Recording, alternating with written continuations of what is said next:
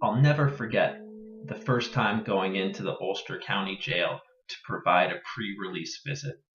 Man, I was nervous. Everything felt like it was slow motion.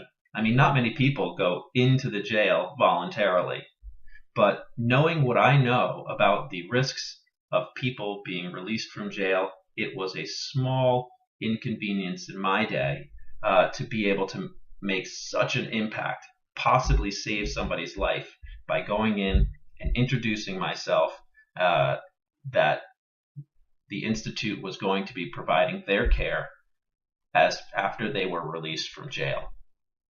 Zero Suicide emphasizes transitions in the sixth core element. Care transitions are high-risk times for patients. This is true for suicide risks, and it's certainly true for overdose.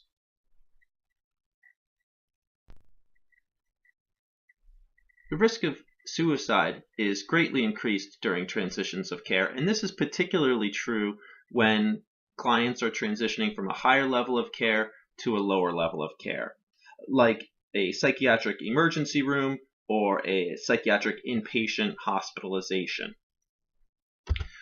What we know from research is that bridging works. Bridging is providing additional supports that overlap the previous service.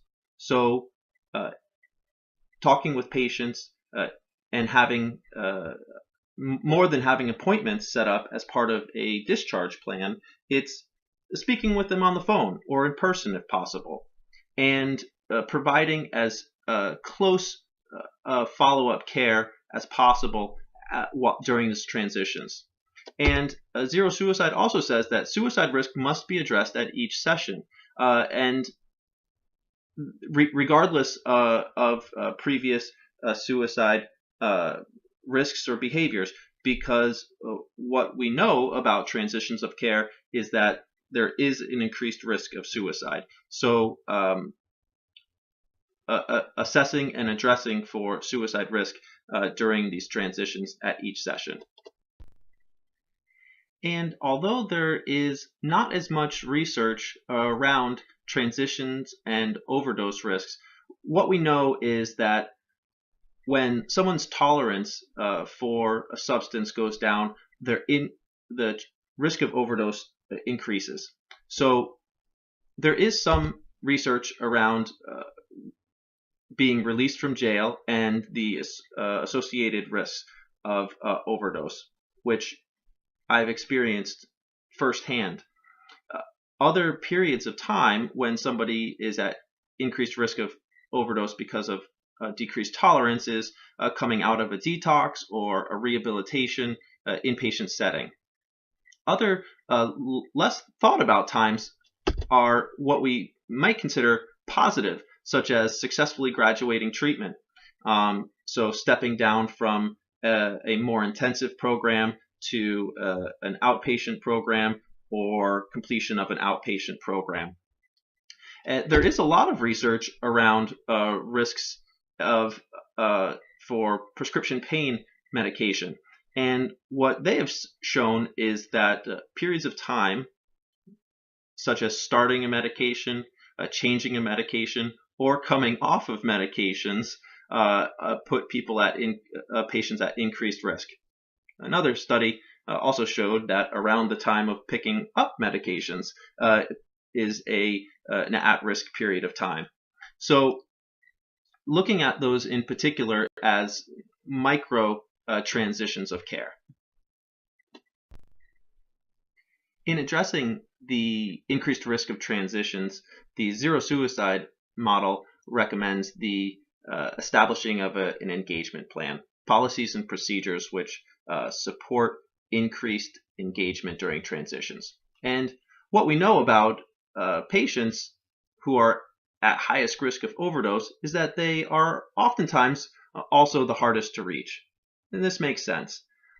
People who are in active addiction, misusing medications, not necessarily the folks who are showing up to their intake appointment or follow-up appointments.